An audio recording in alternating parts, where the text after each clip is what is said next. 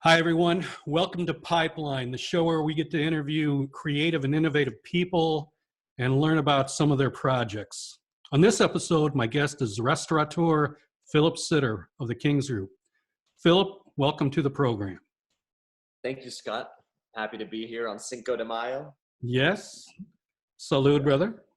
Yeah, and so we'll say prost here as well. Prost. My wife made a Terramana margarita. Nice. And how is your family during this time? How are you guys doing? Yeah, I mean, we're grateful. We're doing really well as far as our health goes. You know, we're all in the hospitality industry, so obviously the industry itself has taken a big hit, especially the hospitality industry. Lots of industries, but especially hospitality. So, we've got our health, and we were able to secure some PPP loans, and that was a bit of a process, and we're able to retain all of our salary managers, some of our key employees, and then we were able to have one-on-one discussions with our front of house staff, and everybody's taken care of. The good thing about the front of house staff especially is the unemployment programs are fantastic for them, and we're happy to get them back to work now since we just reopened at the 25% occupancy. But overall, everyone was taken care of, and we feel like we'll make it through. That's awesome to hear. It's strange times, and everybody's adapting. So I'm glad everybody on your end is healthy and, making the best of it. Right. So as we talked about this program, it's called Pipeline because we talk about projects, basically. Right. Projects that creative and innovative people such as yourself are working on. So I'll just jump in. First question is, what's a project in the last 5 or 10 years that you found challenging or that you were really proud of, and some of the story behind that? Yeah, I'll give you a good one. So Egg House Gourmet is our breakfast restaurant in the Heights. And we started, as you're very familiar with, right? We started King's Beer Garden in 2011. I'm a fifth generation restaurateur, and we opened up our sister concept, King's Beer House, in 2017.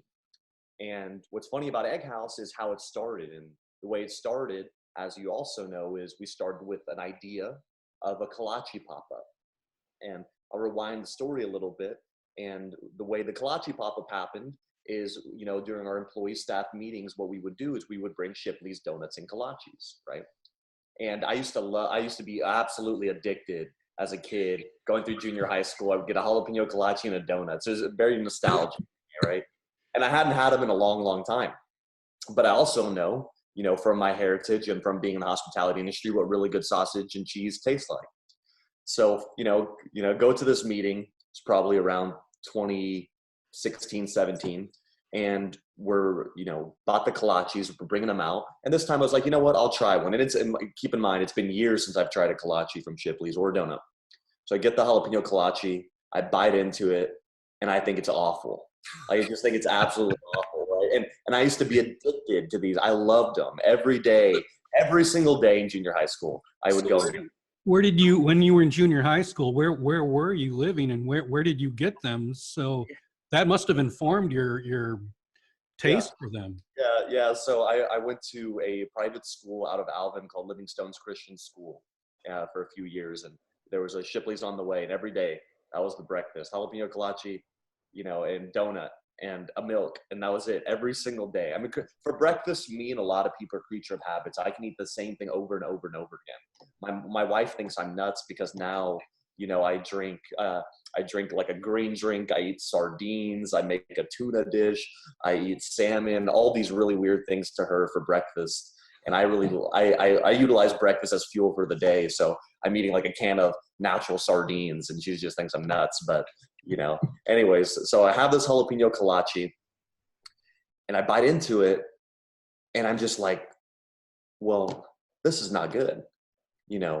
We have sausages, we have great cheese. Surely it's not difficult to make a kolache, right? Like, I've never made one before, but I was like, surely it can't be difficult. You know what? Let's give it a try, right? And so fast forward, I tell Jeanette, my wife, who's also our culinary director, I tell her, hey, look, I want you to make kolaches with our sausages. And she's like, Philip, one problem, I've never baked before. I haven't baked anything ever before. She's done everything else in the kitchen. She's never baked anything. She was completely scared, right? But I always do a really good job and leadership on this part, where I put people to their maximum threshold, right? Is I take people to their comfort zone and then I throw them over the edge and they get into the river and they have to learn to swim, right? It's how I've been raised, and it's what I do with my people, right? It's like we all think we're capable of something, and then you have to have that person. Like there's many people in my life that brought me to that next level by believing in me, and I try to pass that on to the people that I work with, right? And so I was like, okay, well, I'm sure you'll figure out how to make one. Let's go ahead and put it on Facebook that we're doing a kolache pop-up. And keep in mind, she hasn't made one, okay? Let's put it on Facebook events and at least see if there's any interest, because we don't want to get up at 2 o'clock in the morning, make kolaches, and no one's going to buy it. Right. I post the Facebook event, and then 10 minutes later, right, we're at like 500 people interested. The next day, we're at 1,800 people interested. And the event is, it's the busiest Facebook event as far as interest we've ever seen. So my wife, at that point, she was just like, what on earth are we going to do? I've never made these kolaches, and we have all these people interested. Look, you needed a little pressure. You got a little pressure. Now we'll figure it out, right? So needless to say, she figured it out.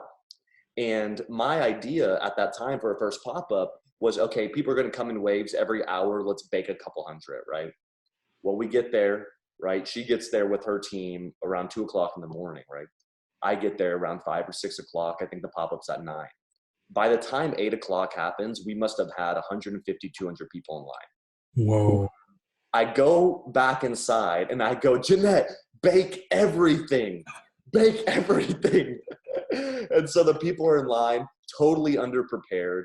We sell out within minutes, right? There's 200, 300, 400 people, whatever it was. It went all the way, our parking lot, our parking lot, it's, it's size a little bigger than a football field. And they're all the way down the football field, the parking lot, to the Chinese restaurant. Oh, wow. Okay. So it was nuts. And we sold out within the first 50 people, right? Because then people are buying dozens, so forth and so on. And then I tell my dad, I'm like, you got to go tell everyone we sold out. And he's like, no, I'm not telling them nothing. And then we convinced our general manager, Justin, to go out and do it. And he did it. And people were actually really kind to us. They said, oh, no problem. We'll get here earlier next time. And so that's what started our kolache pop-ups. And then what we did is we did those every few months until we really figured it out. And the idea and the concept was King's Kolache House. That's what we were going to do. That was our breakfast concept that we created. It was King's Kolache House. And we were set on that, right? So we were set, okay, we're going to do King's Kolache House right next to King's Beer House. And then I went to Vegas and then went to LA, and something hit me, just like a beam of inspiration. Like I was like, King's Kolache House, we can't just do kolaches, right? It's like kolaches have been done before. I don't want to just be a kolache place, because we were also thinking about doing egg sandwiches. We were also thinking about doing breakfast tacos. I was like, okay, if we do King's Kolache House, people are going to think of us for kolaches. They're not going to take our tacos seriously. They're not going to take our egg sandwiches seriously. And so we were like, okay, well, we're going to do more than just kolaches. And then it was King's Kolache House, but had more stuff on it, right? Then I go to LA with my wife, and we go to a coffee place called Alfred's. And it's very, very popular in LA and the surrounding areas. And it outcompetes Starbucks in a major way. But it's a local coffee shop. So we're looking at the cup, and we're walking down Beverly Hills, and it's a pink cup, and Jeanette feels pretty with it. And, she loves the design. And I'm thinking, if I have a cup in my hand right now and it says King's Kolache House and it has our little logo on it, how would I feel as a woman? Would I feel as though that, like, this is something I want to take a photo of? Would I feel pretty? Would I feel, that I identified with this? Because a lot of business is identity, right? Right. If you go to a pub, it needs to skew towards the masculine, right? Because that's mostly the diner, right? And so I was thinking about it, and I was like, no, we're doing ourselves a disservice, because number one, the tacos and the egg sandwiches may not sell as well as we're hoping, because they were so good. We were making them and we're like, oh my God, these are better than the kolaches. right? And they were so visual. If you go to our website or go to our restaurant and look at Egg House, you know, for those who are watching, have never been there, go look at our Instagram at Egg House, EGGHAUS. Everything we do is so visual. A lot of people think we're an Instagram concept. They come and try it, and then they just eat it over and over again. It's our best performing concept per square foot. And I was thinking, and I was like, you're right. We cannot call this King's Kolache House. And keep in mind, I already have the loan approved for the concept King's Kolache House. I already have the logos, the design, the architectural renderings, everything ready for King's Kolache House. All I was doing was taking a vacation before we start building. Okay. I stop everything. I call my dad and I tell him we're not going to be King's Kolache House. I have to redesign the entire concept. I don't know what the name's going to be, but it's not going to be King's Kolache House. It's not going to, like, I tell him all these things. And actually, and I was like having a pep talk with, my dad's my partner in the restaurants. You know, I was having a pep talk with Jeanette. I was like, oh my God, he's going to freak out. And he was actually very receptive to it, which was surprising.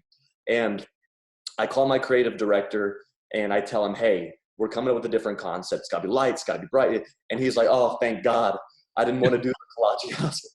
And so, you know, that's how the Egg House Gourmet concept was born. And again, we were right there.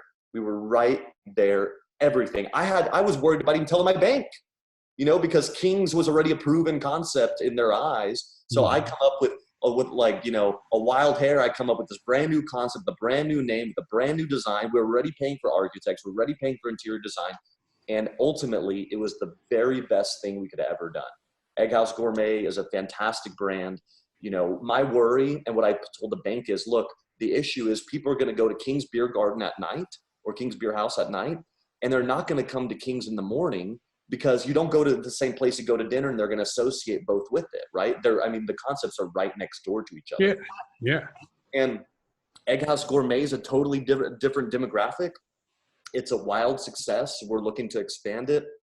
We've had about a couple offers, 2 or 3 offers to buy out the concept. Wow. You know, it really is an incredible, beautiful concept that we believe is our biggest and best concept to date and the most scalable for sure. And, you know, it's a lot different of a business model, a more profitable business model. And, you know, we're really excited about that concept. So that's the story, you know. Yeah. It's a great story. I mean, when you were walking down the street and you knew you had to change the concept, were you anxious at all, or were you just like, I'm confident that this needs to happen, or how were you feeling? You know, I wouldn't give it the word confidence. I would give it the word that, you know, really speaks to me is intuition. And a lot of times in my life, I just have learned to listen to my intuition. And it has nothing to do about confidence, you know, because I believe confidence is more driven from an ego sense, and not in a negative way, because confidence is confidence, but I do believe in intuition. And for some reason that when I come with certain ideas or certain things, it just speaks to me so clearly that I don't question it, that I live and die by that, right? It's just like, at that point, I don't care if it's a success or failure. I believe that's the right thing to do because my intuition just is like just going off like crazy. And I'm like, okay, well, I'm going to try this. And it's never led me wrong till date. So, you know, it's just been a beautiful thing. And I've only just tried to tap into more of that. Cool. That's awesome. Yeah. I didn't know the backstory to that. So that's very cool. So that's a past project that's ongoing. And, I have to say, I love it. I love both. I love that they're next door. And they're very different. They are. They are. So what is a current project? You know, it could be that. It could be, so I know you've got a place now in, is it Webster? We have a restaurant in League City. Yeah. League City. Yeah. So, you know, what's a current project, and it may not even, I don't know, maybe something else that you're working on that you're really having a good time with. So what we did a few years ago, again, with testing through our brand, is I created, a lot of people don't know this because this is, you know, a different industry entirely. I created, and already have 8 employees that work there. We created a technology company called VIP Insiders. And VIP Insiders is a software as a subscription company where we build loyalty and rewards platforms like a Starbucks Rewards for the restaurant industry, specifically the full service restaurant industry nationally. So we have a little over 80 clients. We're almost a year old. In September, our technology will be a year old. And we span from Texas to Florida to Pennsylvania, and we're really just getting started. And that's been, you know, quote unquote, my calling when it comes to restaurants, because I've always been really involved in the marketing and branding of restaurants, and, you know, taking technology and making like a Starbucks Rewards type of platform for local and independent restaurants, making it affordable for them, and using the best marketing practices that are all automatically generated for them, because I know how hard it is. You know, restaurant owners don't have the time to do their marketing. And we've developed, you know, beautiful technology that works seamlessly. And we, you know, started at our restaurants, it worked, and then we started expanding. And really that's where major my focus is right now, is building and scaling and growing that. We hope to be at 1,000 restaurants in the next year, and you know, expanding from there into small businesses. But we're starting with restaurants first. So is the tool, the app, is it similar to the King's Reward, the So Insiders Reward app? Kings has one that's a subscription model. Right. You know, you buy, you know, the $8, $10, and $12 a month, kind of like a Netflix for restaurants. And there's another one called King's Rewards, which is based on, you know, how often you check in. So the one that I'm talking about is that's all VIP Insiders technology, you know, our tech company's technology, but we chose to scale the second one for checking in. Okay. So we chose to scale that one because the subscription one worked, but it didn't work every time, right? So we had about 10 clients, and about 4 of them were successful and 6 of them were not, you know, with getting people to sign up. And our other, you know, our other VIP Insiders, out of 80 people, we haven't had a single person to cancel. We've generated in the last 6 months 1.7 million for those restaurants. And we've taken it to the level of extreme testimonials and expansion and everything else. And of course, this COVID-19 puts a little damper on it, but we're using that time to, you know, for development and for, you know, future feature build out. So that's been totally different. Again, had absolutely, just like the kolaches, I thought it was so easy, right? I was like, it's so easy. And you know, kolaches are hard. Like, you'd be really surprised how hard they are. You'd be very surprised how early you have to wake up and how painstaking they are. You know, when we did brunch in the restaurant, I was like cooking an egg. I mean, it's not, of course, I mean, the cooks can cook an egg. Brunch is hard. And technology, you know, technology, learning a whole new industry, software as a subscription model, and then understanding, you know, all the nuances of it, and then understanding how to develop a sales organization. Really, I'm not using any of my hospitality background for that. I just understand how to market towards them. And so that's been an interesting learning curve, but it's gone well, and we're excited to see where it goes in the next few years. Nice. I didn't know your group was behind that. That's really cool. That's really cool. Yeah. How did you get interested in that? So I was just, you know, we had a Stein Club for years, and I think you're a member of Stein Club, or you became a member when you proposed. I think I gave you one, or one or the other. But you know, what happened is we started getting Stein Club members, and it was so hard to keep up with them because it was all, you sign on a paper form, it's an Excel document, but, you know, it was just a mess all the time. And I was like, well, you know, I'm sure other restaurants want to have a club. They want to have loyalty. They want to do these sort of things. But the difficulty is managing all of it. And so I just got interested, and I just started solving piece by piece. And I kind of created, with my co-founder, who's our creative director, we created a skeleton of what we wanted and, you know, what we thought the future was for restaurants. And a lot of that future is text message marketing and kind of more direct marketing rather than just, you know, promoting on social media, because it's just, the landscape itself is changing so much that small businesses, especially like myself, are having difficulty with how much money you have to spend on social media to get your message heard. And so I just saw that. And, you know, what we did is we break it down to small issues, which the first thing was put it on a Word document, what the business idea is. And the second thing was we launched to all of our, you may remember getting the email, we launched to all of our customers, would you be interested if we built something like this? And we had a little over 800 people say, yes, if you were to present something like this to me, I would want to buy it, right? Like as far as I would want to sign up for it. And so 800 people, I was like, okay, well, you know, if 800 people say they want to do it, let's do it, right? And so it was a lot of learning, and we used a company to start building it. And then I realized, you know, we were their 100th project and not their first project. So I hired my own development team. You know, we learned all the different terminology and understanding how to manage developers and software developers. And I brought them all together with my co-founder, and we started building software. And it was a learning curve.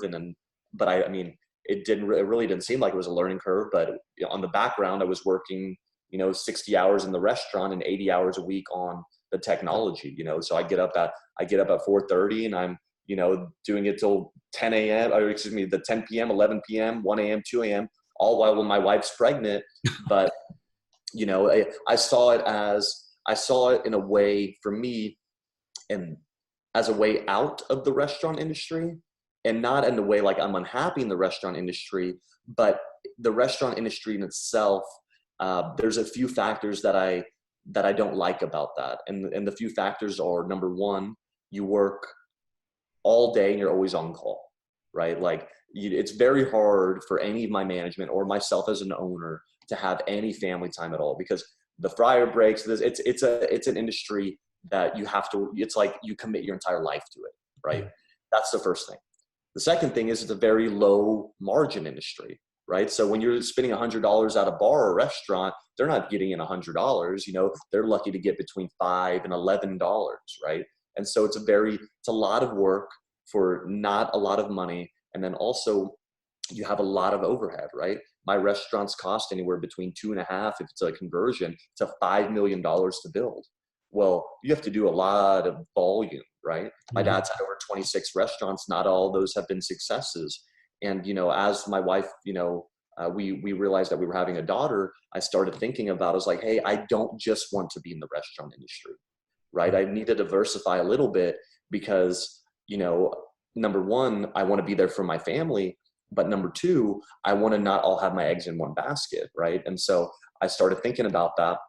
And that's when I started building that. And, you know, there's a few things about that I don't want to just be all in one industry. And the technology industry is kind of the ultimate opposite of that, Yeah. right? We built a product. I spent a bunch of money doing it one time, but it's insanely profitable. You know, it's unlike any other margin business. So at scale, it'll do really well. And that, you know, in that sort of company, I work 9 to 5, you know, and on the weekends, there are plenty of weekends, there's plenty of days. And so having that balance really, my daughter really inspired me to go after that. So I don't mind working the hours, and I don't mind putting in the work. I don't mind learning a new industry. For my wife and for my daughter, I would do anything. And part of that's that. And I have an incredibly supportive wife. And so that, you know, that it was a great journey. Wow. That's incredible. And it almost makes me wonder when I ask the third question, where that's going to go, because I didn't know that this was part of your repertoire. So Yeah. that third question is what's coming up? What's in the pipeline for Philip? What do you got coming up that you're really excited about?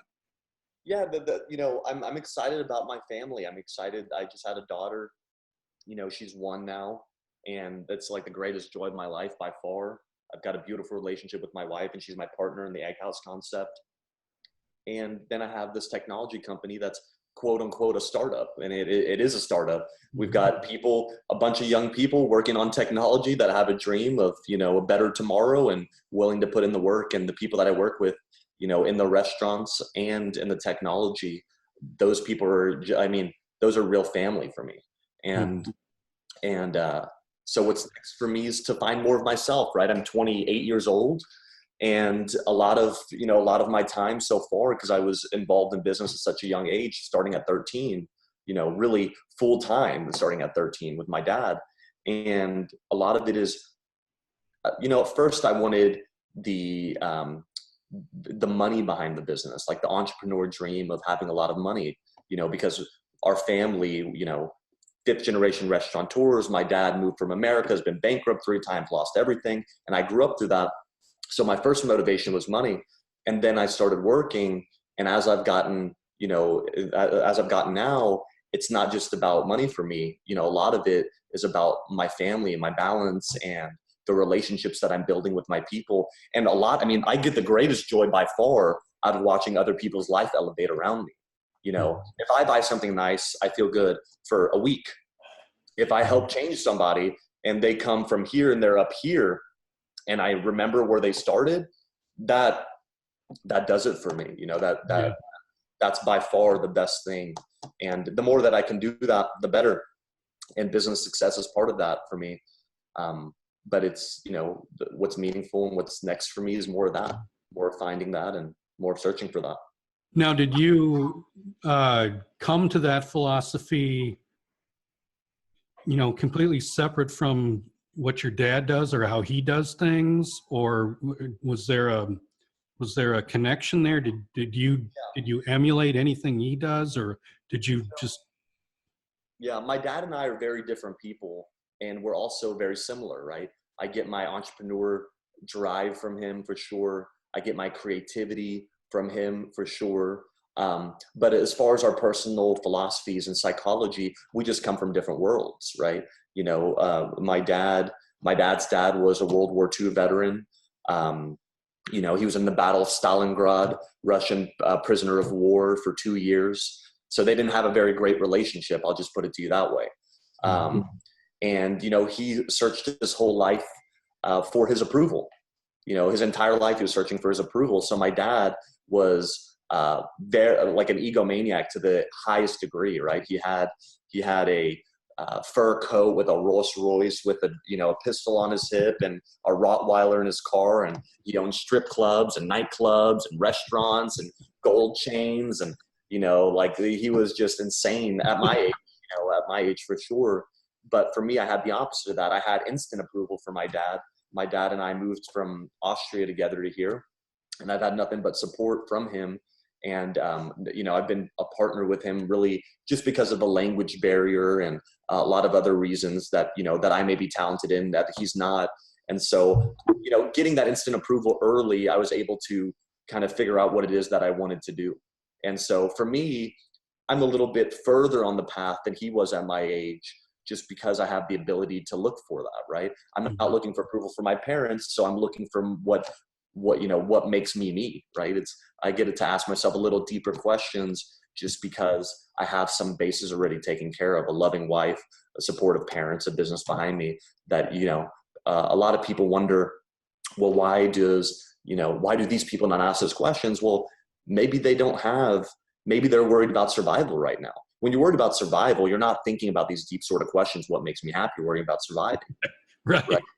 And also about that's true about, just your mentality. If you're worried about getting dad's approval your entire life, then you never really ask yourself, well, what's going to make me happy? What is it that I want out of my life? And so luckily I was able to ask those questions because I have the support cast around me to be able to ask those questions. That's awesome. That's awesome. Yeah, it's interesting how, even though your dad had his experience with his dad that way, that he, chose to really support you and have that close relationship. So that's very cool. Yeah, it's been interesting watching your company's growth over the past,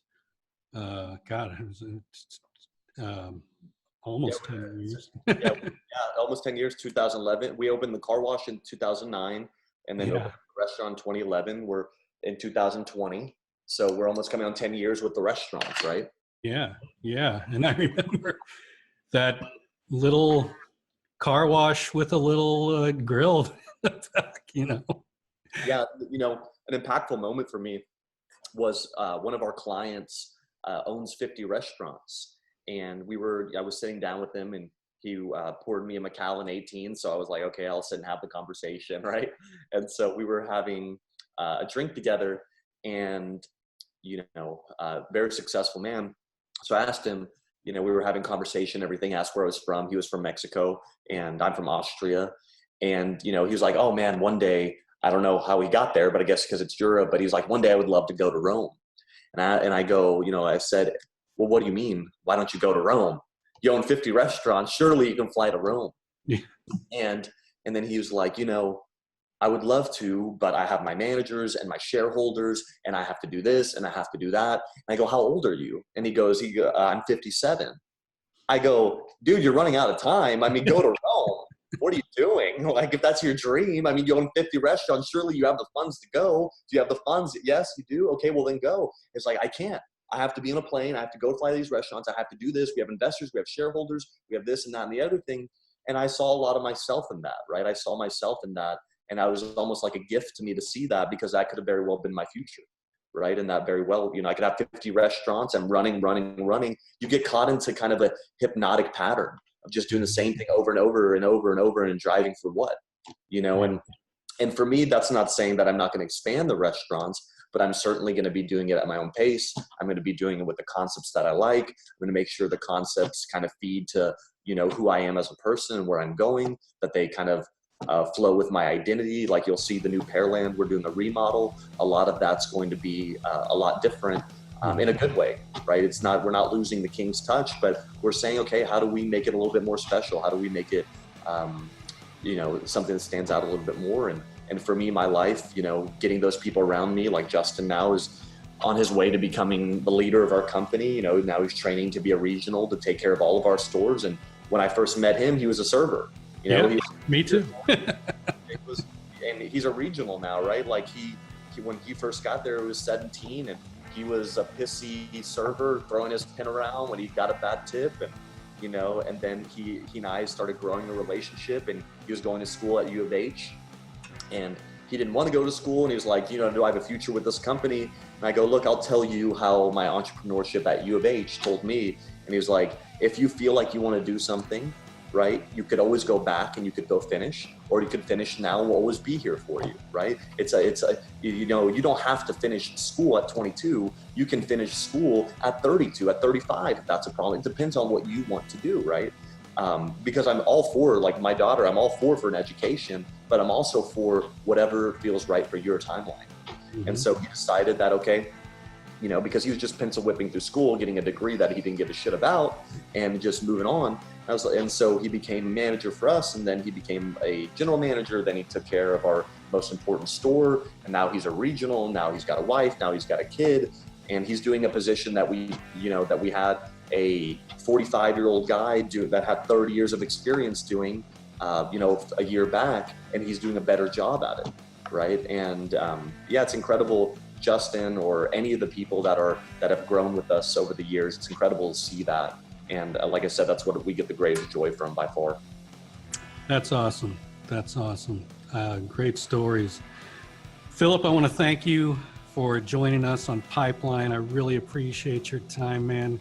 It's great to know the stories, and it's great to know your family and your people are doing well. Let's get through this together. Sure. So thank you so much. We'll see you soon, Scott. Thank you. Okay, and now for everybody listening, thank you so much for listening and viewing. Take care of yourselves and each other. Thank you.